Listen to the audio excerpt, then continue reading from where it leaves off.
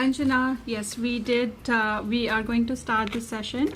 I think we will go ahead and start this session and wait for our, as the group members join, they would be able to go back and listen to the session too, I guess. So before going into the session, I wanted to introduce myself. I am Raghavi Rasati. You guys would have seen in the group me answering to a couple of your posts and learning a lot from the group too. I love to learn about the plants. I love to talk about the plants, so that's why I was interested to do this session on the basic topic of, not the basic topic, the first process in starting a garden, that would be starting the seeds. So before we go into in detail process of starting the seeds process, I would want to hear from you guys why you wanted to do the gardening. What is the core reason for you guys to do the gardening?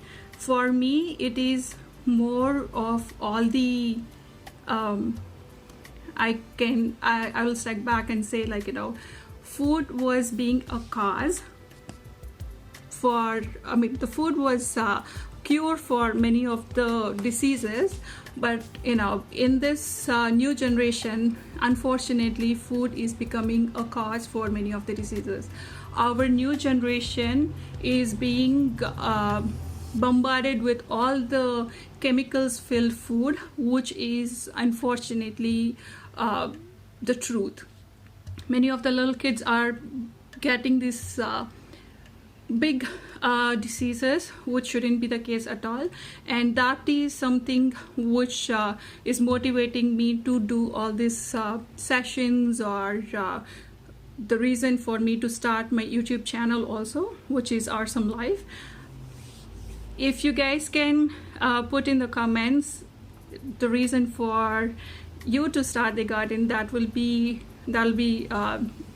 motivating for others, and I would love to see that too.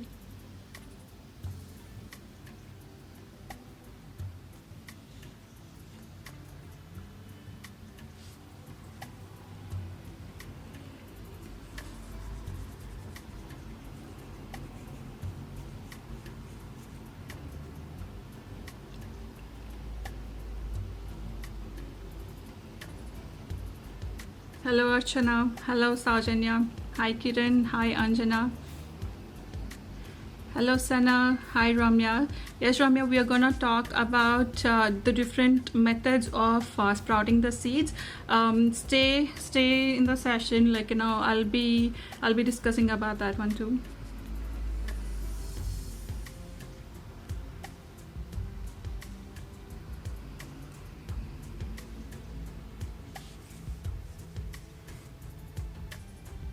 Alrighty, we will, so before starting the session, there are a couple of terms which we have to know about. I see Ramya Shri, she replied back, I love growing my own organic produce. That's a stress relief. Yes, exactly, that is a wonderful stress relief. Vegan, I want to eat healthy. That's wonderful, Anjana. Hello Sana, hi Mani. That's a good one, Kusuma.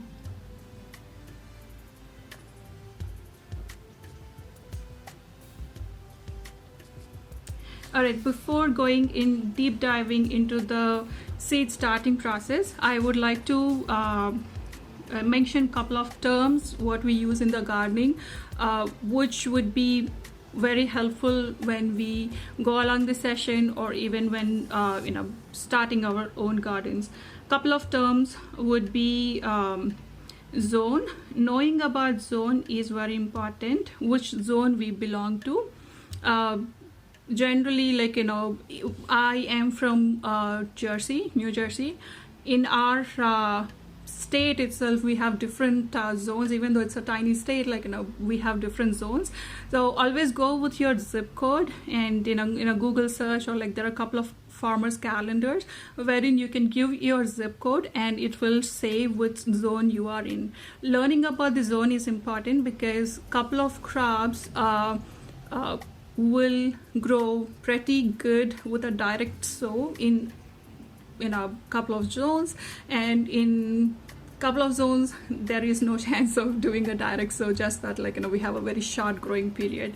So that will be one of the term, that is gardening zone. And the next would be last frost date.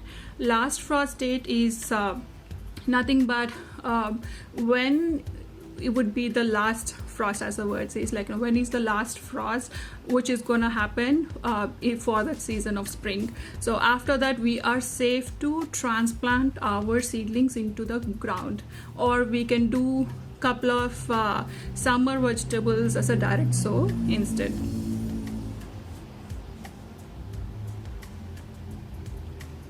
That's a wonderful reason, Archana.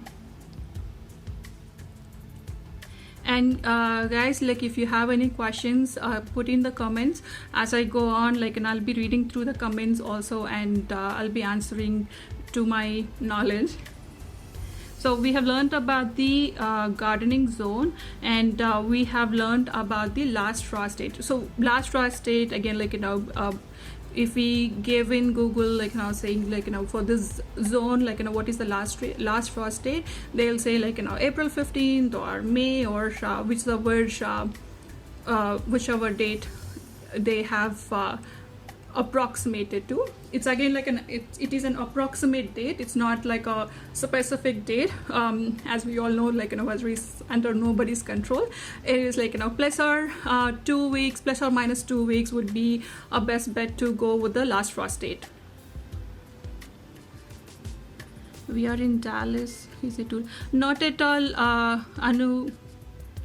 Arundhati, not at all. Like, Dallas is a wonderful place to grow many of the seeds.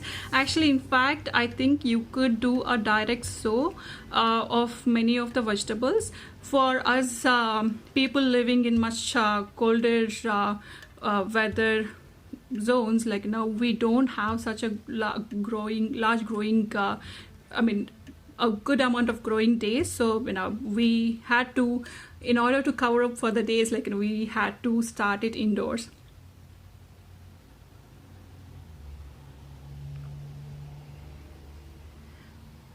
So we have learned about the zones, we have learned about the last frost date, and transplant of any of the plants. Transplant shock, basically. Most of these baby plants, when we move from one home to other, they go through a transplant shock. It's just like, they are trying to rehome themselves in the new place, wherein it will take like couple of days. So I see many of the posts, not this year, the last year, saying, like, they had the baby plants are losing leaves or drooping off. That is a very common thing which will happen, and there is not much we can do other than, like, making the plants getting ready for the outdoor weathers, which I'm gonna talk about during the session.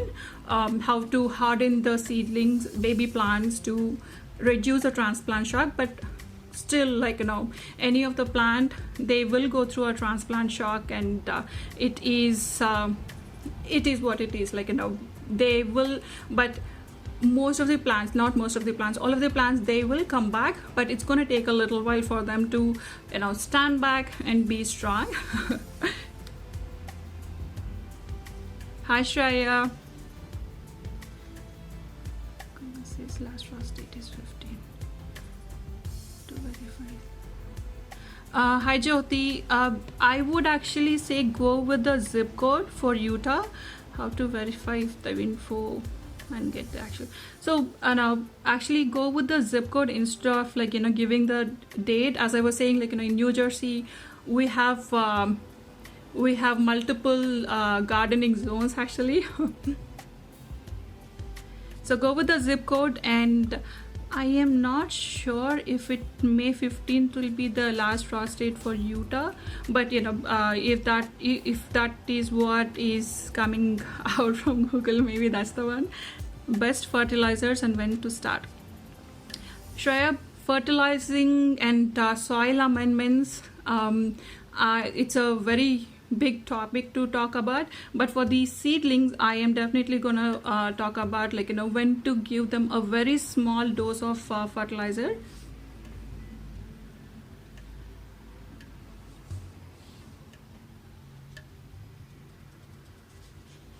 If any of the kids have joined, if any of the parents have joined along with their kids, please let me know. I would love to say hello to them.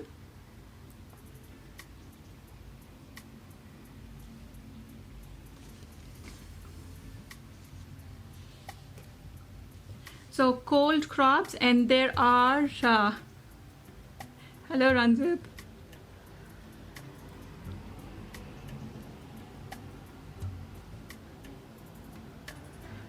You will be learning more about that.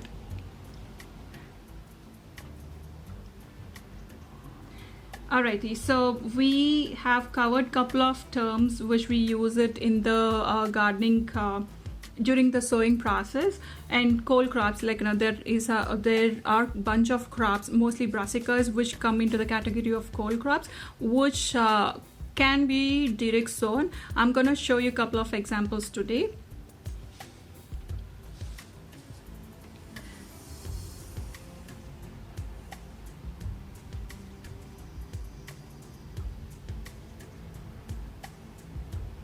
I am reading by the comments also in between and trying to fit in the questions in between, guys.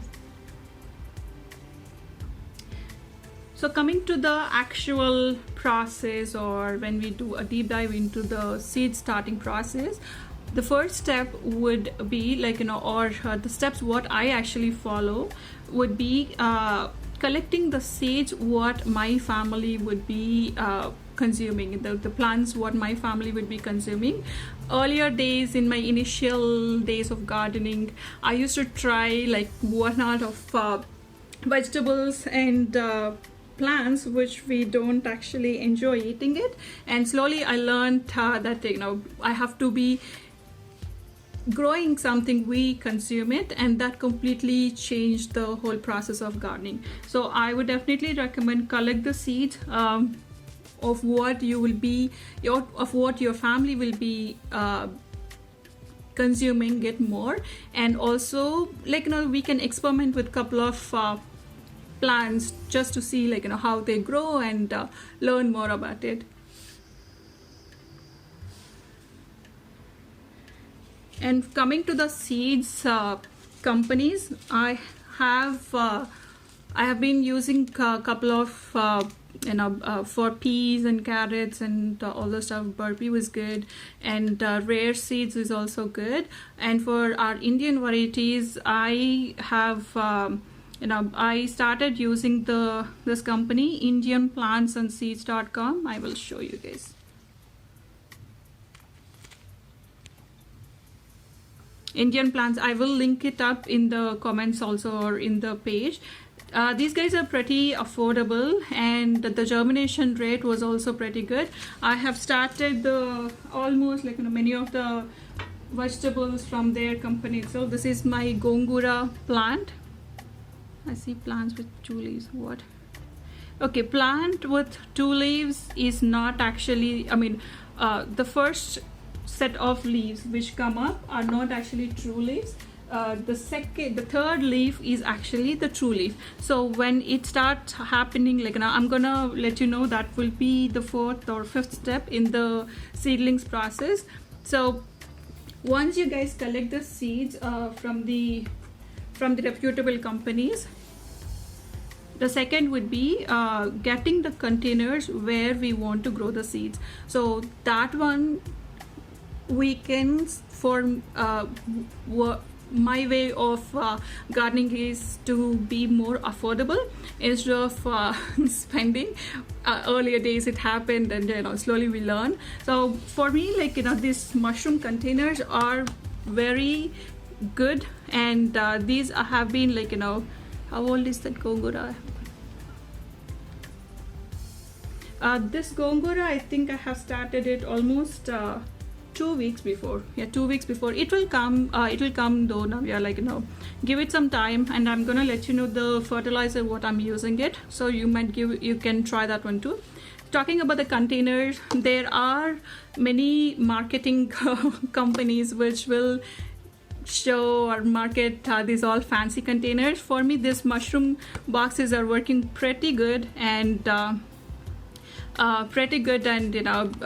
you can just, if you want, you can poke some holes at the bottom, and that will be perfect for the drainage. But for me, like, I just use these ones, and these are working good. So these are the containers which I'm using it this year as an experimental way.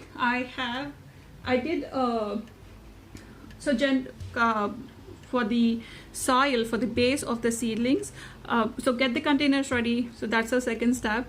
And for the soil, I would definitely recommend a seed starting soil, a seed starting mix, or which is a little bit expensive side, or you can actually use the gardening soil also. Not the potting soil, not the gardening soil, it's a potting soil. This year I tried with the potting mix, which had a very chunky texture to it. I'm gonna show you guys. So this is the potting mix. It's not the soil, it's a potting mix. I wanted to experiment and see, like, how that will actually work, and I didn't like that process because this is pretty chunky, right? And you don't want anything obstructing the seeds to grow.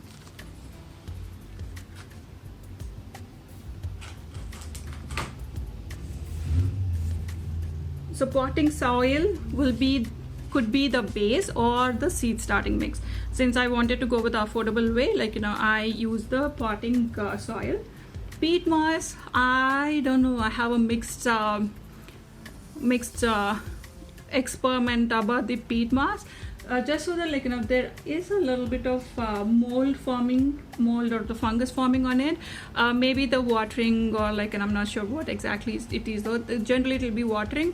But my way of gardening will be more on the relaxed side than literally babysitting the plants. So perfect way, for me, the perfect soil which is working with the potting soil. So once we get the seeds ready, and we get the containers and the soil ready, then comes the actual part of seeds. So I have been, if you guys have noticed, I have been talking a lot about the lab liquid, which is lactic acid bacteria. That one has completely changed my way of growing seeds, and the success rate which I have seen in the process. What I've noticed was there is a higher chance of germination, and the plant had a higher strength of holding the transplant shocks also. So I'm gonna show you guys about the lab. So this is the final product of the lab. Again, reuse whatever you have. There need not be any fancy containers. Well, if you want to, you can do it, but I'm just reusing the plastic as much as possible. So this is the lab. I have a YouTube channel or some live. I'm gonna link it up, and if you guys want to know about the process of lab, you can check out there. I have all the steps mentioned it. So lab is the liquid, and if you guys want to see the raw form of lab, this is the one. The whey and the curds have separated. So what I'm gonna do with this lab liquid is, when I use for 1 liter of water, I put like 2 ml of lab into it, and I actually soak all my seeds, irrespective of direct sow or using the indoor starting of seeds. I soak all my seeds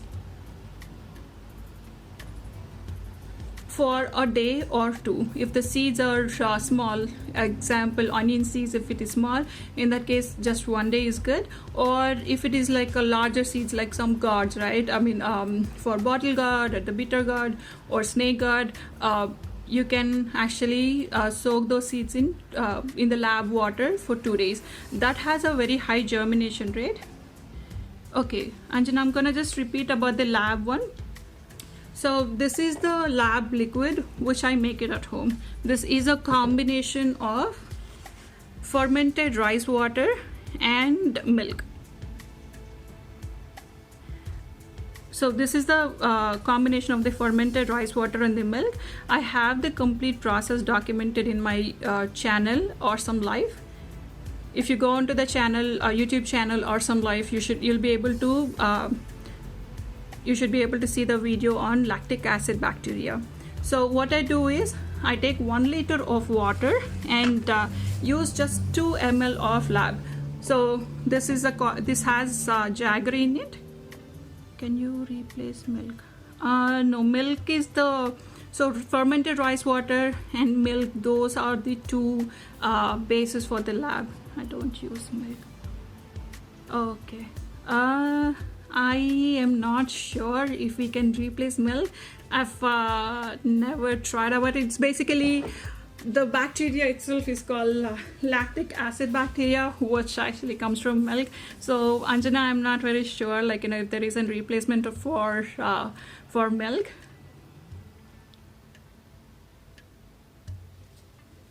But if you are not in favor of using milk, then at least soak the seeds in water so that there are higher chances of germination of the seeds.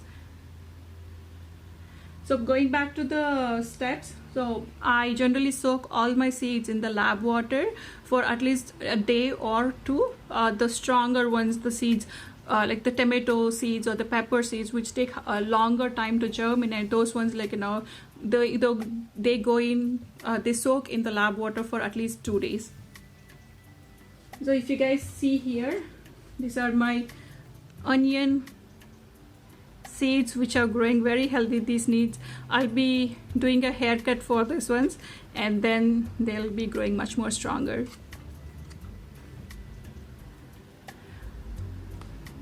So onions also I did soak it in the lab water. Even for the carrots, which are direct sow, even those I have soaked it in the lab water, and they are in the outdoors outside raised beds, in the direct sow. So that is the next step, where we soak all the seeds, and the next step in this process is sowing the seeds into the containers which have our soil base. So as I was saying, the mushroom containers work pretty good. My motto is to use as much less plastic as possible, and in cases where we have to buy mushrooms from a mushroom container, which I'll be growing in a couple of years though, but if I have to buy something, let me just use it in use it in multiple ways. So the seeds which are in the lab water, which are soaked in the lab water, goes into this containers which has the soil, seed starting soil, or the potting soil, not the potting mix. Potting mix is not that good for me, but potting soil might work out as a cheaper alternative. So once we fill up the sowing the seeds into the containers would be something like this, based on the seed size, right?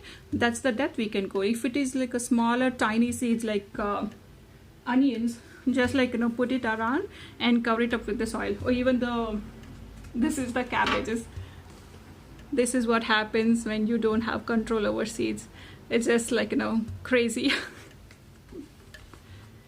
So those are the cabbages. So just sprinkle it around and cover it up with the very tiny layer of the soil. That should be good enough. Are these indoor? No, Shreya. Fortunately, our house is southeast facing, and the place where I'm sitting gets a very good sunlight throughout the day, I would say, from morning to evening. So that is helping me with these plants. And again, since the room, like with the winter heat, it is perfect for the plants to grow in.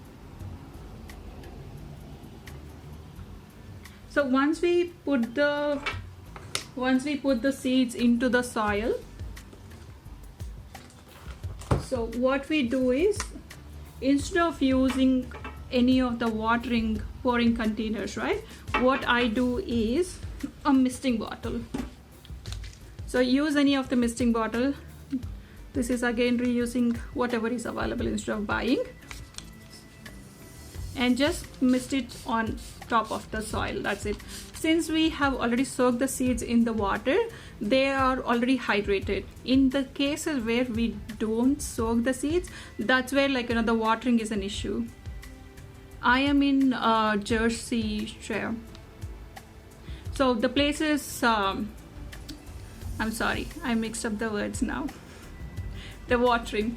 So in the times where we don't soak the seeds, that's where the problem comes in with the watering. We have to do bottom watering, and instead of pouring it down, you have to be very careful.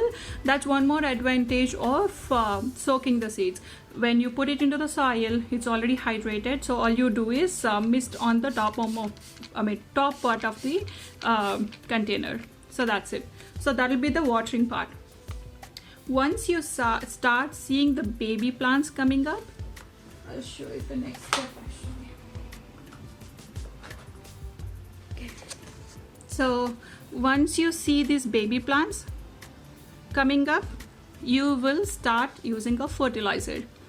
So what we do is, I actually put, for 1 liter of water, I put 2 ml of lab again. So this is the lactic acid bacteria, the lab water, and also I put few drops of fish fertilizer. This is a favorite part which annoys my family, and this room will be stinking like crazy, but since we have beautiful windows here, I could open it and the fresh air comes in. That's a different story though. But this is where we can start the fertilizing process for these baby plants. But be very extremely careful when you give the fish fertilizer, because it is a little stronger, and these are baby plants, right? So maybe just 2 drops of fish fertilizer is more than enough for these plants to get the nitrogen kick. When you give these plants a little bit of nitrogen kick, you will see a huge difference in the way how the plants are the new leaves are forming. When any of the plant gets an extra nitrogen kick, the foliage of the plant is completely different. It has a very nice lush green foliage of the new leaves forming. So if you guys see here, this is chili plant, and these are the leaves, right? These are not actually the true leaves. The true leaf is inside. If you guys, I don't know if it is noticeable in the camera, but the third leaf is called the true leaf. Until then, hold on to the fertilization. But I think since once we start seeing this tiny seed, tiny third leaf forming, that's when you can put the for 1 liter of water, add in 2 ml of lab, and 2 to 3 drops of fish fertilizer, which gives a extra source of nitrogen kick in. I'll be going with the questions, and we'll pause for a little bit on the steps actually. Any tips for growing cilantro or methi? Okay, Malini, I don't know if you soak the cilantro or the methi seeds. Try to, for cilantro, I think you would be crushing them very gently, because each cilantro seed has 2 seedlings, 2 seeds which can sprout up. Which can sprout up. So crush them and soak them for 2 to 3 days actually. And what we can do is put it into a muslin cloth or any of the cotton cloths, right, or any of the breathable t-shirts. Put it tied up, and then And then once you see the small seedlings forming through, then you put it into the soil. Malini, I would definitely 2 to 3 inches. I think you can give this fish fertilizer if you're comfortable with it, because greens generally need a lot of nitrogen. Once they get good amount of nitrogen, you'll get more green foliage.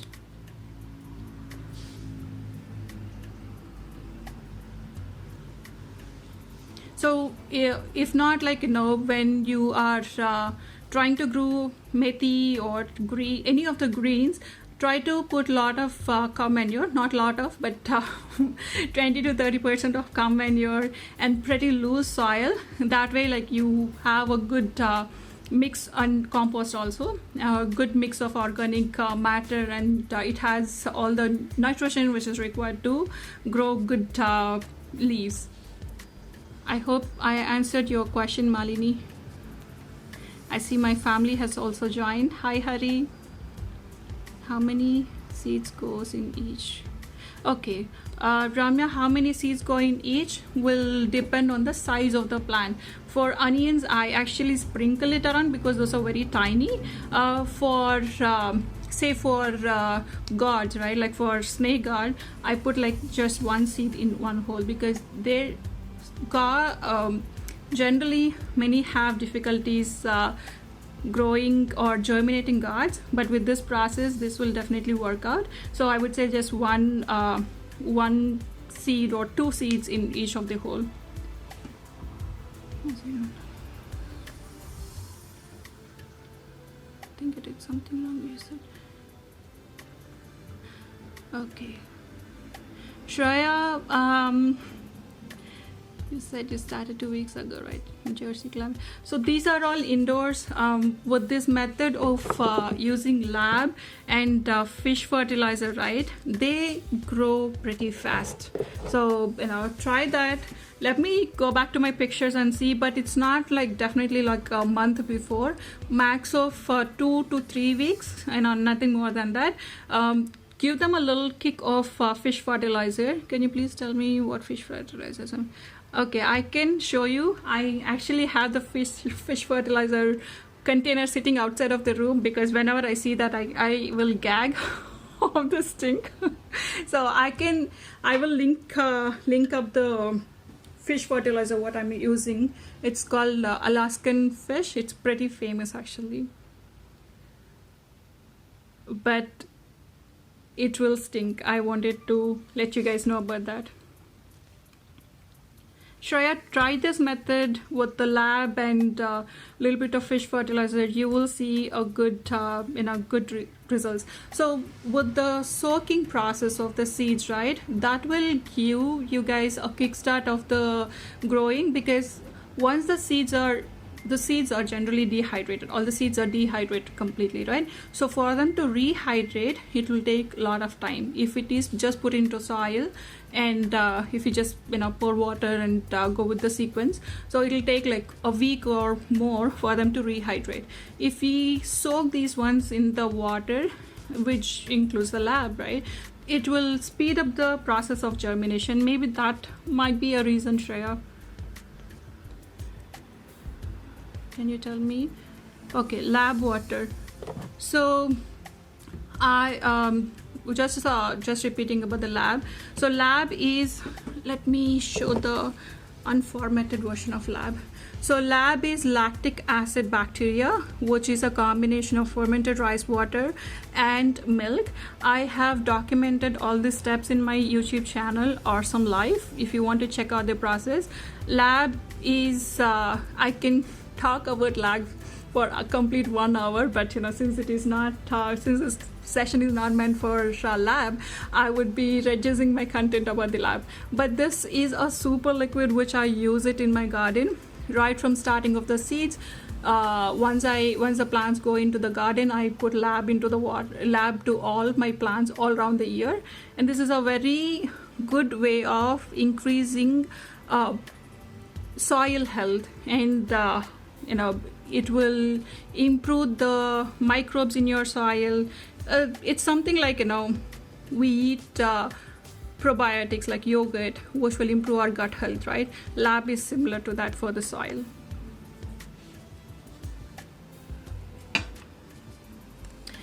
Okay, tell me about the pest control through. Okay, sure. Once the plants have matured, then what are the fertilizers, especially during the fruiting season? Shreya, I have did a soil amendment video in my channel. If you want, you can check out that. But here is the shorter version of it. So soil amendments, I put manure. I do home composting, which is directly into my rice beds, which is something, how can I say it? So converting the trash into black gold, and also I get free worm casting, right? Worm casting is pretty expensive when you buy it outside. This way we are getting 2 birds in one shot, and also reducing the trash in our trash bins. So I was saying about the cow manure, homemade compost. I put a little bit of neem powder also, just to make sure, if there are any residual larvae or the bugs which are in my which is in my garden, those are also taken care of. So leaf miner, try couple of, so generally whenever I see any leaf miners, I just pinch off the leaf and put it into my garbage bin. I don't explicitly spray anything for my plants, Sunita, but one thing what I generally do as a religious method before starting my spring, starting the season, would be putting the neem powder. That takes care of many of the bugs or the larva which is not required for the plants. Thanks, Ranjit, for the link. So that's my YouTube channel. Nita, Ranjit has mentioned about the channel name. So Sunita, leaf miners, that's what I do. Most of the pest control, right? If you guys see my eggplant harvest video, you would you'll be surprised about how much of harvest we got. I'm new to this. Tell me the name. Sri Lakshmi's awesome life. The link is in the comments by Ranjit. So coming back to the conversation, if you guys have seen my eggplant harvest, right? It was huge. We were able to share it with all our friends and family. We are still using those vegetables. It is still in my freezer. We are still consuming it. I'll tell you something about those eggplants. Those were completely destroyed with pests when I have put into the raised beds. Around the month of May or something, it was completely destroyed. And the only thing what I did while doing a pest control, I try to go as organic or as simple as possible, in the sense I will not put any of the chemicals. I'm okay to lose the plant, but I will not put any of the chemicals. So I do this method called egg emulsion oil, wherein we emulsify an egg, and I put in neem oil in it and couple of more things. So that way the leaf will have a coat. First thing is pick up all the wear glasses if you guys are not comfortable, but most of the bugs you can see it. So pick it up, put it into a trash bin, and give a good shower to the plant using the hose, hose it down, and then put this egg oil emulsion for the plants, which has neem oil also. Again, that is in my link in my channel. You guys can refer to it. So once you put that emulsified oil onto the plant, each of the leaf will get a coating of oil surface, where the bugs will not be able to sit and place any of the eggs. So that way you are controlling the pests on your plants. That was the only thing what I did for my eggplants, and it completely worked. I did not put any of the pesticides or the Seven company or nothing of that sort. If indoor plants are facing mealybugs issues, didn't help much these bugs. Archana, mealybugs, I'm not very sure about it. I'll try to do more research on it and I'll get back to you.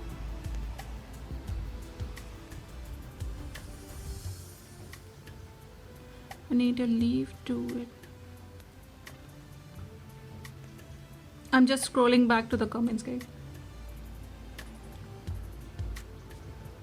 Okay, Shreya, for the fertilization, compost, cow manure, homemade compost, neem powder, fish fertilizer, and bone meal. Bone meal is also important for your plants when you put the baby plants into the soil. Bone meal, or just a little bit of it, because bone meal will improve the soil, will improve the root health of the plant. So phosphorus kicks in. Phosphorus will improve the root. I'm not getting the word exactly. The roots will grow properly with phosphorus content. Again, bone meal, I make it at home.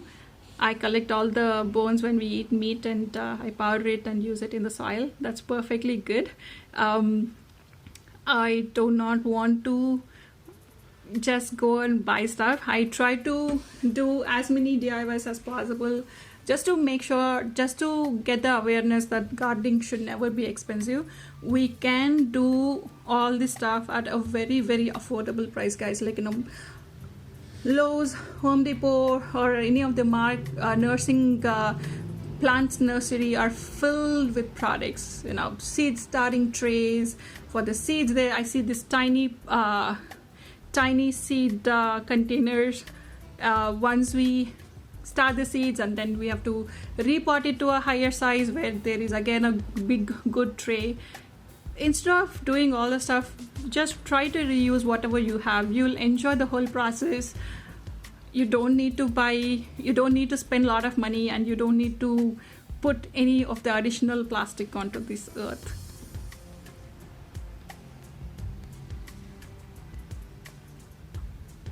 For the links, I am gonna update in the group, in the event, with all the fish fertilizer or any of the links you guys have asked. Okay, so how long do I have to wait to transfer my plants into the raised beds? So let's get back to the steps. I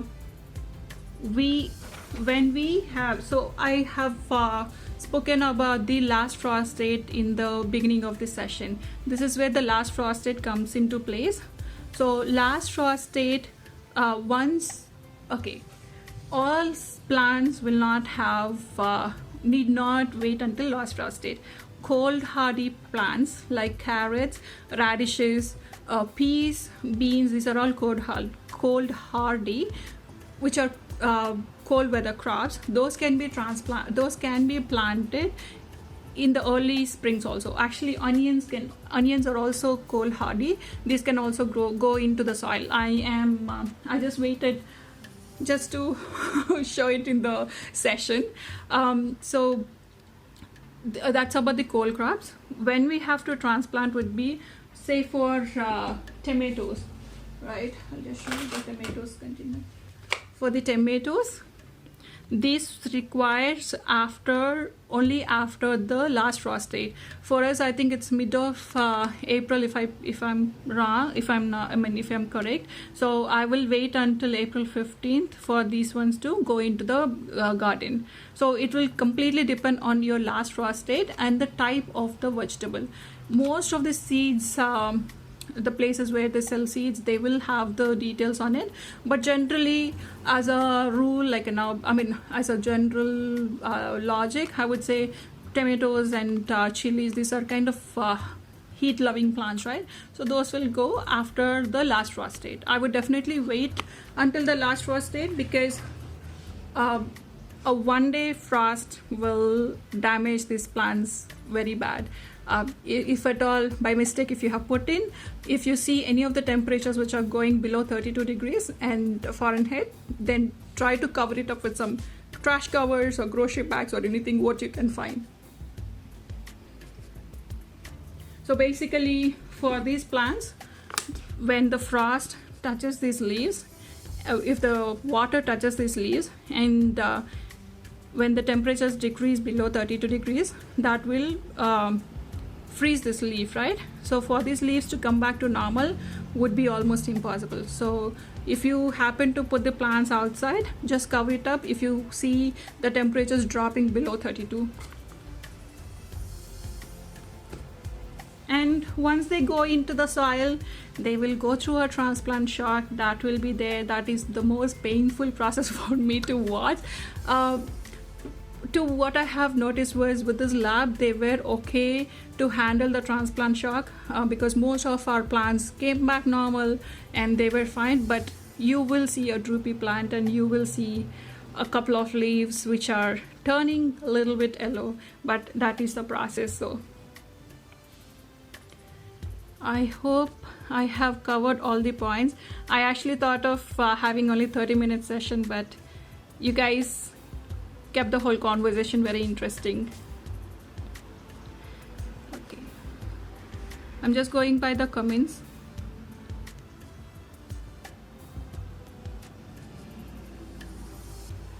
Once the plant has matured, then not. Okay, Shreya, while fruiting stage, one thing what I do is give them bone meal. For peppers, right? Peppers, tomatoes, even eggplants, they like phosphorus kick in. So I put bone meal. And for me, for our soil, we have, I need to put a little bit of Epsom salt also because it has a deficiency of magnesium sulfate. And important thing, guys, if possible, not if possible, I would highly recommend you guys to get a soil test done. That way you will know your what is deficient in your soil, rather than just putting in stuff, this trace minerals and all the stuff, right? Like, instead of that, like, you can do a proper fertilization. Sorry, it's definitely not just for Shreya.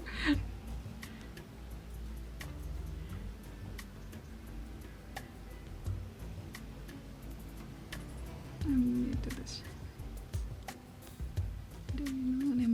Do you know if the emulsified oil helps? Powdery mildew, no, definitely not. Now we are for powdery mildew, right?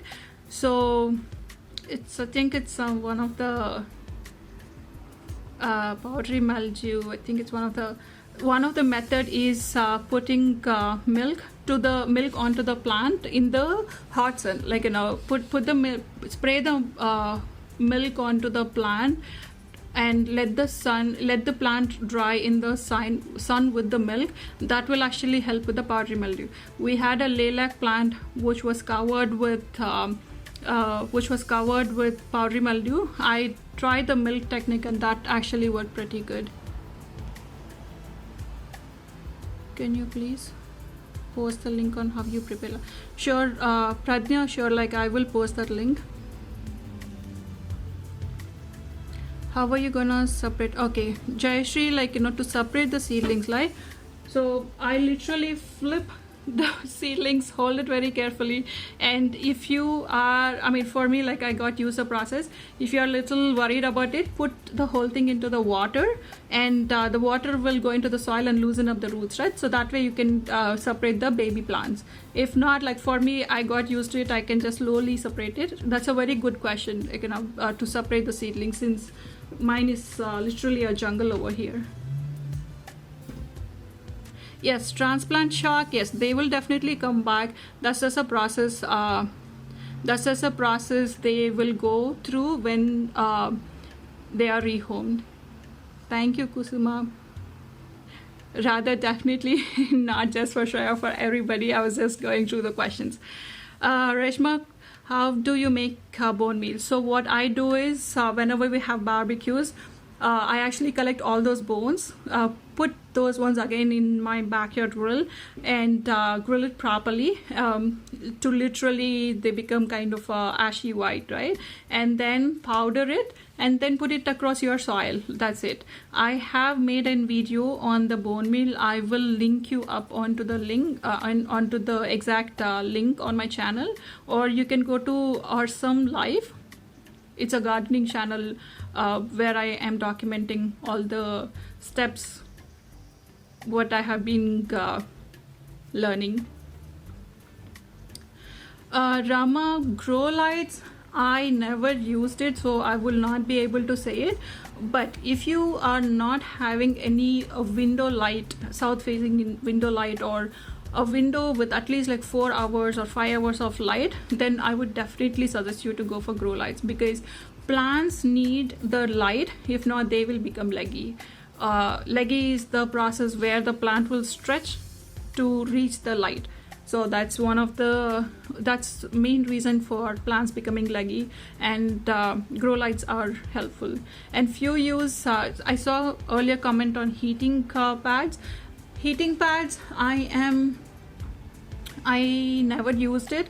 I'm not sure if we really need the heating pads. Try with the soak method, and then if I'm not very sure like if you need the heating pads. My money plant is growing pretty good one.